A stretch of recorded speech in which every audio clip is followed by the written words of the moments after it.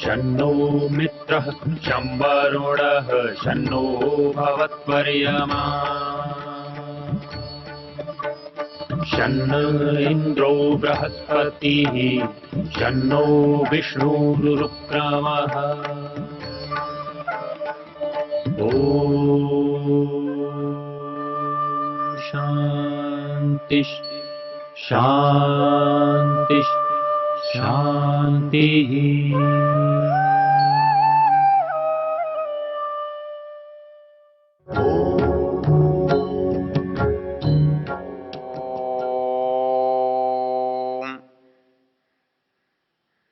हम देख रहे हैं एक मंत्र जो यजुर्वेद के 31वें अध्याय में आया है। इस अध्याय को हम पुरुषाध्याय कहते हैं और इसका ऋषि नारायण है और इस अध्याय का देवता पुरुष है। तो पुरुष इसका विवेच्य विषय है। तो उन्होंने इस संसार को समझाने के लिए एक पुरुष के रूप में हमारे सामने उपस्थित किया। ब्राह्मणोस्य मुखमासीत बाहुराजन्यः कृतः पुरु तदस्य यद्वैश्यः पद्भ्याम शूद्रो अजायत। हमने पिछली चर्चा में देखा था कि ब्राह्मण शरीर से नहीं है, ब्राह्मण उसके गुण कर्म स्वभाव से है। इसलिए शरीर की उत्पत्ति को ब्राह्मण की उत्पत्ति नहीं माना जा सकता, उसे ब्राह्मण बनाया जा सकता है। जब शरीर को ब्राह्मण बनाया जा सकता है तो किसी भी शरीर को ब्राह्मण बनाया जा सकता है। केवल प्रयत्न ये करना है कि वो ब्राह्मण कैसे बनता है। मनु महाराज ने अपनी मनुस्मृति में ब्राह्मण बनाने का एक विधान किया है। स्वाध्यायेन व्रतैर्होमैस्त्रैवेद्येन यज्ञैः सुतैः यज्ञैः महायज्ञैश्च ब्राह्मीयं क्रियते तनु। स्वाध्यायेन व्रतैर्होमैस्त्रैवेद्यया यज्ञैः सुतैः। कहते हैं कि ये जो शरीर है ये भले ही सबका सहज है, मनुष्य के रूप में सभी पैदा हो गए हैं, लेकिन इसको कोई अच्छे गुण कर्म स्वभाव वाला बनाना चाहे तो बना सकता है। तो ब्राह्मीयम क्रियते तनु, ये तनु ये शरीर ब्राह्मण का बन जाए, ब्राह्मण गुणों वाला बन जाए तो कैसे बनेगा? वो कहता है स्वाध्यायेन व्रतैर्होमैस्त्रैवेद्येन यज्ञया सुतैः। ये बनेगा स्वाध्याय करने से, अर्थात वेद के पठन पाठन से, व्रतों के करने से, वैदिक जो जीवनचर्या है उसका पालन करने से, यज्ञ करने से, वेद पढ़ने से, नियमानुसार संसार के कार्यों का पालन करने से, 5 महायज्ञों के करने से, महायज्ञों के करने से इस शरीर को ब्राह्मणत्व को प्राप्त कराया जा सकता है।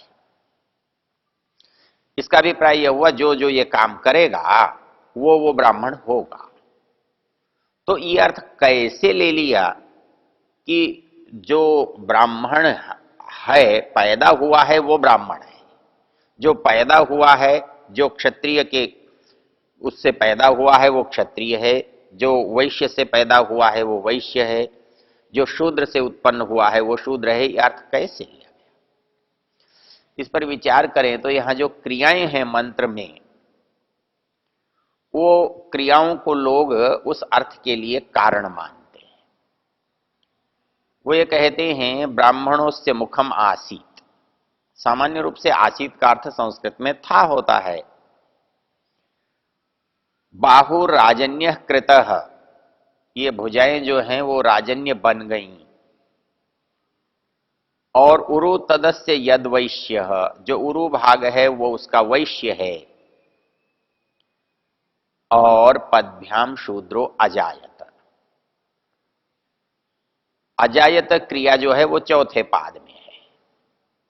पदभ्याम शूद्र अजायत, पैरों से शूद्र उत्पन्न हुआ, ये शब्द केवल शूद्र में घटता है। लेकिन ये कहते हैं कि नहीं, ब्राह्मण अजायत, क्षत्रिय अजायत, वैश्य अजायत, शूद्र अजायत, ऐसा इनका विचार है। यदि अजायत ही होता तो कृतः आसीत कहने की आवश्यकता नहीं थी, एक क्रिया से सबको कहा जा सकता था। लेकिन अलग अलग क्रियाएं ये बता रही हैं कि ये अजायत का जो सहज उत्पन्न होना अर्थ है वो अपेक्षित नहीं है। अर्थात जो जहां तक पहुंचा है, जो जिसको पा सका है, जिसने जिसको बनाया है, वह है। यदि किसी ने अपने को ब्राह्मण बनाया है तो वो ब्राह्मण है, किसी ने अपने को क्षत्रियत्व तक पहुंचाया है तो वो क्षत्रिय है, कोई वैश्य स्वभाव वाला है तो वो वैश्य है, और वो प्रयत्न करने पर भी नहीं बन सका है तो वह शूद्र है। क्योंकि ये चीज इतनी स्वाभाविक है, क्योंकि कोई चीज जैसी है जितनी है उतनी ही तो है नहीं। जो चीज वस्तु रखी गई है तो उसका कोई भाग नीचे टिका हुआ है, कोई भाग बीच में है, कोई भाग ऊपर है। सारे संसार की वस्तुओं में का आकार है, स्थूलता है, रूप है, तो उनमें ये बात होनी ही होनी है। कोई चीज नीचे की ओर होगी तो टिकी होगी, कोई बीच में होगी तो दोनों के ऊपर नीचे होगी, और कोई ऊपर होगी तो उसके ऊपर कुछ नहीं होगा, ऊपर हो जाएगी। अतः एक बहुत स्वाभाविक चीज है, संसार में कोई वस्तु है तो उसके नीचे के, मध्य के, ऊपर के भाग अनायास बनेंगे, चाहे जड़ हो चाहे चेतन हो। तो ये शरीर जो है हमारे सामने जड़ है, कि आत्मा के कारण से इसमें चैतन्य दिखाई दे रहा है, और आत्मा इससे जितने काम लेता है उतने इसके विभाग हैं। आत्मा जिससे ज्ञान का काम लेता है वो उसका हम ब्राह्मण कहते हैं। आत्मा जिससे रक्षा का, शक्ति का काम लेता है उसे क्षत्रिय कहते हैं। और आत्मा जिससे इस तत्व को बनाए रखने का यत्न करता है, संग्रह करता है, वितरण करता है, उसे वैश्य कहते हैं। और जिससे वो गति करता है, क्रिया करता है, सेवा होती है, उसको हम शूद्र कहते हैं। ये किसी भी वस्तु के साथ घटेगा, किसी भी पदार्थ में देखने में आएगा। ये रूप से भी आज देखा जा सकता है, गुणों से भी देखा जा सकता है, क्रियाओं से भी देखा जा सकता है। तो यदि इस शरीर को देख करके हमने ऐसा किया तो समाज को देखकर भी ऐसा किया जा सकता है। तो समाज में जो विभाग बौद्धिक काम करता है उसको एक संज्ञा दी, समाज में जो दूसरा विभाग शक्ति का काम करता है उसे दूसरा नाम दिया, और समाज में जो तीसरी तरह का काम करता है उसका नाम वैश्य दिया, और जो चौथी तरह का आधारभूत काम करता है उसे हमने शूद्र नाम दिया। ये जो नाम है, ये नाम उसके स्वरूप पर हम देख सकते हैं, कभी भी जान सकते हैं। तो ये बात हमने काम के हिसाब से समानता को भागों में बांट दिया। जो चेतना से ज्ञान का संबंध है उसे हमें ब्राह्मण कहा, जो चेतना का संबंध रक्षा से है हमने उसे क्षत्रिय कहा, चेतना से संबंधित जो संग्रह, जो वस्तुएं हमारे पास इकट्ठी हैं उनको हमने वैश्य कहा, और जिन वस्तुओं को हम काम में सेवा के रूप में लेते हैं उसे हमने शूद्र कहा। और हमने इस शरीर को ऐसा करते हुए अलग अलग भागों में देखा। हमने अपनी ज्ञानेंद्रियों को ज्ञान का संग्रह करते हुए, वितरण करते हुए पाया। हमने अपनी भुजाओं को अपने सुरक्षा के लिए प्रयोग में आते हुए देखा। हमारे मध्य भाग को हमने अपने सामर्थ्य को संग्रह और वितरण के काम में लगे हुए पाया। और हमने अपने पैरों से इस ऊपर के भाग की सेवा करते हुए उनको देखा। तो वही बात जो हमने अंदर कल्पित की थी, उसको बाहर भी कल्पित कर दिया। अर्थात ज्ञान का काम ब्राह्मण है, ब्रह्म है, तो उससे जुड़ी हुई चीज भी ब्राह्मण है, उससे जुड़ी हुई चीज क्षत्रिय है, उससे जुड़ी हुई चीज वैश्य है, उससे जुड़ी हुई चीज शूद्र है।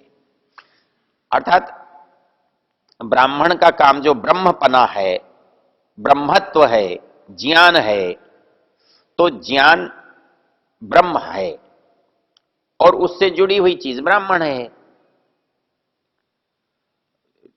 जो बल है वो क्षत्र है, उससे जुड़ी हुई वस्तु क्षत्रिय है।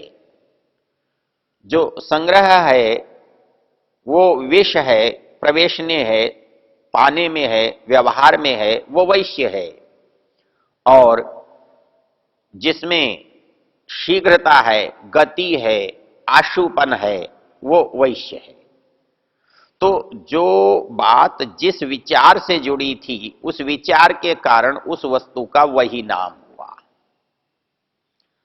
तो ये जो चीज है जिसको हमने पहले बार में कहा था, यद पिंडे तद ब्रह्मांडे, वो यहां घटित हो रही है। अर्थात हमने ज्ञान को ब्रह्म कहा था क्योंकि वो ज्ञानवान से उत्पन्न हुआ था, उसका नाम भी ब्रह्म था। अर्थात जो ज्ञान स्वरूप है, ज्ञान में सबसे बड़ा है, वो ब्रह्म है। तो उससे उत्पन्न होने वाली जो वस्तु ज्ञान है वो भी ब्रह्म हो गई। और उस ब्रह्म से जुड़ी हुई जो चीज है, जो उसको धारण करती है, इसलिए वो ब्राह्मण हो गई। तो ये वस्तु का जो संबंध है, ज्ञान से वस्तु पर आने तक जो यात्रा हुई, वो उसी शब्द को बता रही है। ब्रह्म है, ईश्वर है बड़ा होने से, ब्रह्म है ज्ञान है ईश्वर का होने से, ब्राह्मण है ब्रह्म ज्ञान को धारण करने से। तो ज्ञान के कारण से जहां ब्रह्मत्व है वही ब्राह्मणत्व बनेगा, ब्रह्मत्व नहीं है तो ब्राह्मणत्व नहीं बनेगा। ब्राह्मणत्व पैर में क्यों नहीं है? कि इसके पास ज्ञानेन्द्रियां नहीं है। यदि ज्ञानेन्द्रियां यहां होती तो यही ब्राह्मण होता। ब्राह्मण स्थान से नहीं है, ब्राह्मण आकृति से नहीं है। ब्राह्मणत्व जो है वो ज्ञान से है, गुण से है, स्वभाव से है, जो चेतना का धर्म है। तो चेतना के उसी धर्म को ब्राह्मण कहा है जो ज्ञान से जुड़ा हुआ है। इसलिए ज्ञान से जुड़ी हुई जो साधन हैं, वस्तुएं हैं, वो भी ब्राह्मण कहलाई। वही चीजें क्षत्रिय कहलाई, वही चीज वैश्य कहलाई, वही चीज शूद्र कहलाई। इसलिए यह कहना कि वस्तु होने से यह ब्राह्मण है और वस्तु ज्ञान से जुड़ी होने से ब्राह्मण है, ये दोनों में अंतर है। ये कहना चाहते हैं कि हमने ये वस्तु है इसलिए इसको ब्राह्मण कहना चाहिए, इसमें रखो चाहे आप कुछ भी, गलत है। क्योंकि बात महत्व वस्तु के अंदर रखे जाने वाली चीज से होता है। एक पात्र में मिट्टी रखे हैं, एक पात्र में आपने घी रखा है, एक पात्र में आपने दूध रखा है, तो उससे पात्र का महत्व वस्तु के कारण हुआ, पात्र के कारण वस्तु का महत्व नहीं हुआ। तो वैसे ही हमारे इस संसार में हम इस शरीर को ब्राह्मण यदि कहते हैं, तो फिर जिस शरीर को आप ब्राह्मण कह रहे हैं उसमें पैर नहीं होने चाहिए, क्योंकि पैर को तो शूद्र कहा है। और यदि वो पैर हैं तो वो ब्राह्मण कैसे हो सकता है? क्या उस ईश्वर में, ईश्वर से ब्राह्मण पैदा हुआ तो क्या ऐसा हो सकता है कि केवल मस्तिष्क पैदा हुआ हो या केवल ज्ञानेन्द्रियां उत्पन्न हुई हो? ऐसा संभव है? यदि उससे क्षत्रिय पैदा हुआ है तो क्या केवल भुजाओं की कोई प्रजाति आपने पैदा की है? या वैश्य पैदा हुआ है तो केवल पेट और जंघाएं से पैदा हुआ हो सकता है? और यदि कोई शूद्र के रूप में पैदा होता है तो क्या केवल पैर पैदा होते हैं? ऐसा तो नहीं देखने में आता। मतलब जिसको आप ब्राह्मण कह रहे हैं उसमें सिर भी है, उसमें भुजाएं भी हैं, उसमें जंघाएं भी हैं, उसमें पैर भी हैं। यदि पैर नीच हैं, पैर अज्ञानी हैं, पैर शूद्र हैं, तो ब्राह्मण के पास पैर नहीं होने चाहिए, क्षत्रिय के पास पैर नहीं होने चाहिए, भुजाएं होनी चाहिए बस। इसलिए ये जो कहना है कि ब्राह्मण जो है वो साक्षात ब्रह्म से उत्पन्न हुआ है, इस धारणा में कोई तर्क संगतता नहीं है, कोई औचित्य नहीं है, कोई हेतु ठीक नहीं है। इसलिए ये पूरी कल्पना गलत है। हमारे यहां पुराणों में भी एक बड़ा सुंदर श्लोक आता है जिसको बहुत बार उद्धृत किया जाता है, जिसमें कहा गया है कि हमारे जो जन्म है वो ब्राह्मणत्व लिए हुए नहीं होता, इस जन्म को ब्राह्मणत्व में बदला जाता है। शरीर को जैसे एक धातु को विभिन्न रूपों में बनाया जा सकता है, वैसे ही इस शरीर को भी विभिन्न गुणों से युक्त किया जा सकता है, अलंकृत भी किया जा सकता है, दूषित भी किया जा सकता है। पुराण की वो प्रसिद्ध पंक्ति है, जन्मना जायते शूद्र संस्कारात् द्विज उच्यते, वेद पाठी भवेद विप्र ब्रह्म जानाति ब्राह्मण। जिस पुराण को हम जन्म के आधार पर ब्राह्मणत्व का बड़ा पक्षधर मानते हैं, जो उस ब्राह्मण को इस संसार में सर्वोच्च बना घोषित करने वाला ग्रंथ है, उसी में से एक में ये लिखा है कि जन्मना जायते शूद्र, अर्थात कोई भी संतान जिसका जन्म हो रहा है वो यदि पैदा होती है तो वो सहज स्वाभाविक जो अर्जित गुणों से रहित होती है, और जो अर्जित गुणों से रहित है वो सब समान है। ब्राह्मण का बच्चा भी अर्जित गुणों से रहित है, अनपढ़ है। क्षत्रिय का बच्चा भी अर्जित गुणों से रहित है, अनपढ़ है। वैश्य का बच्चा भी अर्जित गुणों से रहित है, अनपढ़ है। और वैश्य का बालक भी वैसा ही है जैसे तीनों हैं। तो तीनों में भेद कैसे हो जाएगा? तीनों अलग अलग कैसे हो जाएंगे? तीनों एक ही हैं, एक ही तरह के हैं, इसलिए वो एक रूप में ही पैदा हुए हैं। यहां कहा जन्मना जायते शूद्र, अर्थात जो भी पैदा हुआ है, जहां भी पैदा हुआ है, किसी के भी घर पैदा हुआ है, किसी भी स्थान पर पैदा हुआ है, यदि वो मनुष्य के रूप में पैदा हुआ है तो उसकी प्रारंभिक जो स्थिति वही है। इस स्थिति को यदि हम समझते हैं तो इस मंत्र को समझने में हमें बहुत सहायता मिलती है। ओ